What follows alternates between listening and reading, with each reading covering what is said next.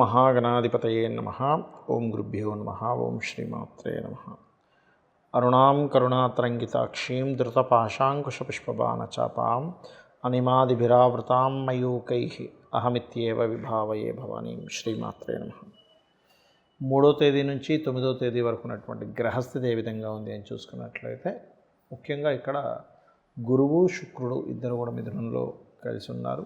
రవి బుధులు కర్కాటకంలోని, మరియు అదేవిధంగా సింహంలో కేతువు, కన్యారాశిలో కుజుడు, వృశ్చికంలో ఉండేటువంటి చంద్రుడు ఈ వారం రోజుల పాటు 3-4 రాశులు తిరుగుతాడు.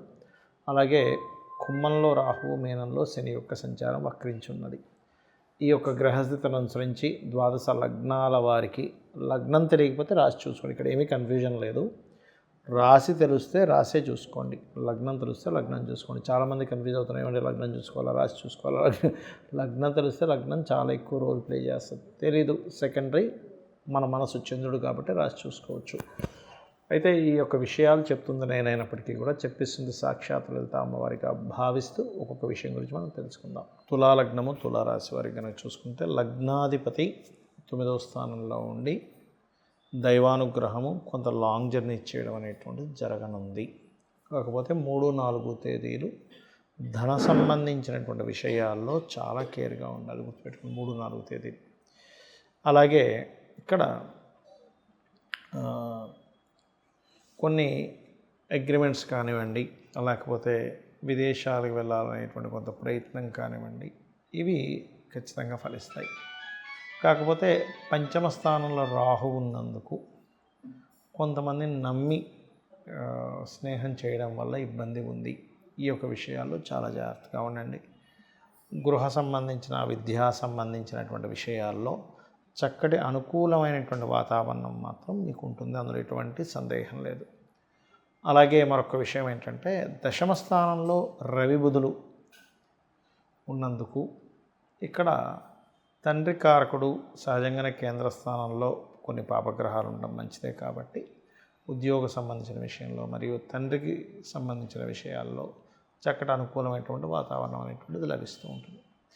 ఇక మీరు ఉద్యోగ సంబంధించినటువంటి విషయంలో కూడా ఎట్టి పరిస్థితుల్లో 3-4 తేదీలు తొందరపాటు నిర్ణయాలు పనికిరావు. దశమాధిపతి నీచబడుతున్నాడు 3-4 తేదీలు, కాబట్టి ఈ విషయంలో చాలా జాగ్రత్తగా ఉండాలి. అలాగే 12వ స్థానంలో కుజుడు ఉన్నందుకు, ధనాధిపతి 12వ స్థానంలో ఉన్నందుకు కాస్త అనవసరమైన వాటికి కొన్ని ఒత్తిళ్ల వల్ల ఖర్చు చేయడం అనేటువంటిది జరగనుంది. ఇక మీరు నిత్యము చేయవలసినటువంటి దేవతారాధన దుర్గాదేవి యొక్క ఆరాధన, కాళికాదేవి యొక్క ఆరాధన ఎక్కువగా చేయండి. ఎంత మీరు కాలభైరవ అష్టకం చదువుకోవడము, దుర్గా అష్టోత్తరం చదువుకుంటూ ఉంటే అంత బాగుంటుంది.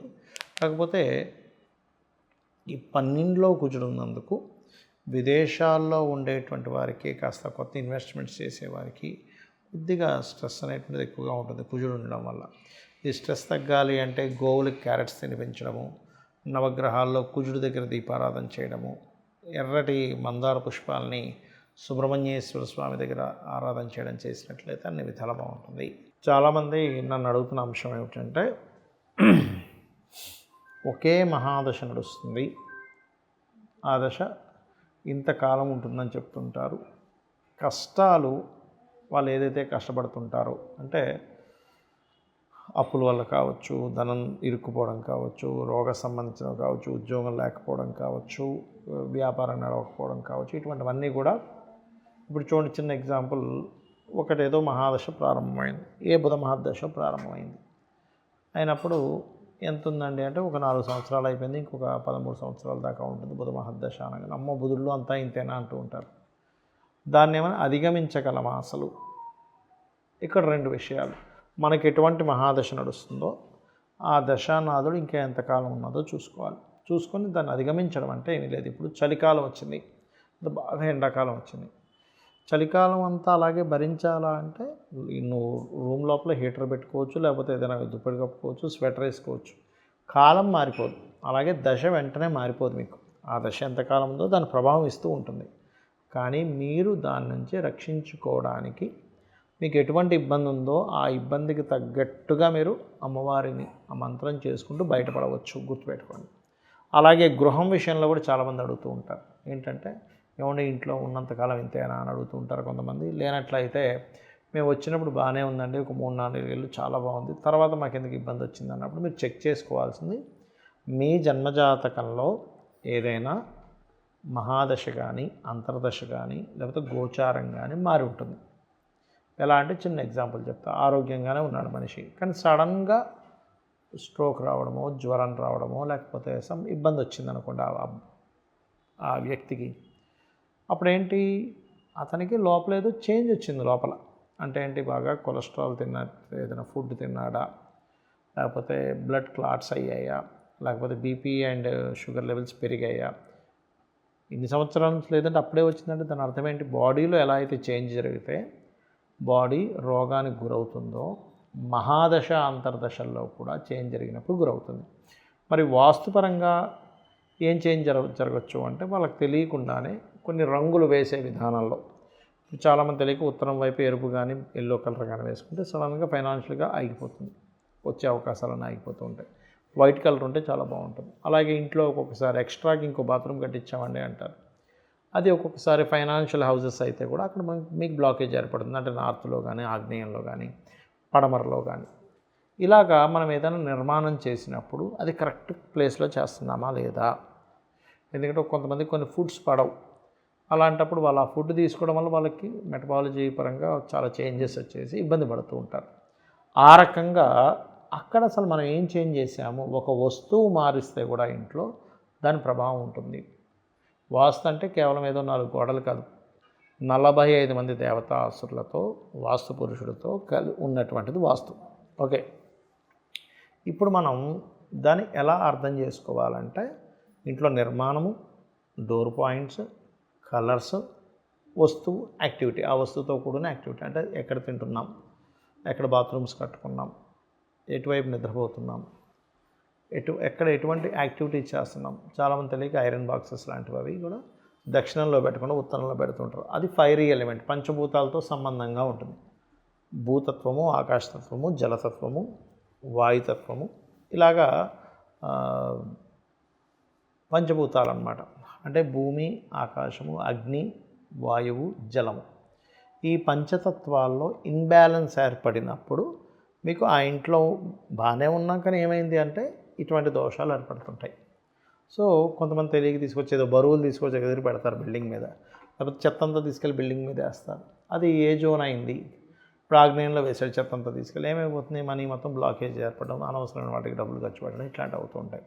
సో ఇంట్లో ఏదైనా యాక్టివిటీ జరిగిందా, మహాదశలు ఏమైనా మారాయా, దానికి సింపుల్గా ధనపరంగా ఇబ్బంది వచ్చింది, ఓం సంపత్కరీ సమారూఢ సింధుర వ్రజ సేవితాయ నమః. అప్పులు ఇచ్చాము, లేకపోతే అప్పులు ఎక్కువగా ఉన్నాయి, ఓం అపర్ణాయే నమః. శని ప్రభావం ఎక్కువగా ఉందండి అందుకే అవ్వట్లేదు అనుకున్నారు, ఓం అనాకలిత సాదృశ్య చుబుకశ్రీ విరాజితాయ నమః. అమ్మవారి నామాలు చేసుకోవచ్చు. ఇలా హెల్త్ ఇబ్బందులు వచ్చాయి, ఓం సర్వవ్యాధి ప్రశమనై సర్వమృత్యు నివారిణి అగ్రగణ్య చింత్యరూప కలికల్మషనాశినే నమః. ఇలా ఒక్కొక్క దానికి ఒక్కొక్క అమ్మవారి నామాలు ఉంటాయి, దానికి సంబంధించిన దానం ఉంటుంది. ఏ గ్రహానికి సంబంధించి ఉంటే ఆ గ్రహ సంబంధించిన గోధుమలు, ఇప్పుడు రవి ప్రభావం పడింది గోధుమలు, చంద్ర ప్రభావం పడింది బియ్యము, కుజ ప్రభావం ఎక్కువగా ఉంది అంటే నెగిటివ్గా, పాజిటివ్గా కాదు నెగిటివ్గా ఉంది కందులు ఇవ్వడం, బుధ ప్రభావం ఎక్కువగా ఉంది పెసలు ఇవ్వడం, అదేవిధంగా గురు ప్రభావం ఎక్కువగా ఉంది శనగలు, శని ప్రభావం నువ్వులు, రాహు ప్రభావం మినుములు, అలాగే శుక్ర ప్రభావం బొబ్బర్లు, కేతు ప్రభావం ఉలవలు. ఇలాగా ఒక్కొక్క దానికి ఒక్కొక్క దానం ఇవ్వవచ్చు. అంటే మనం ఇలాగే అనుభవించాలనుకుంటే మనకి జ్యోతిష్శాస్త్రము దానికి సంబంధించిన రెమెడీస్ అక్కర్లేదు.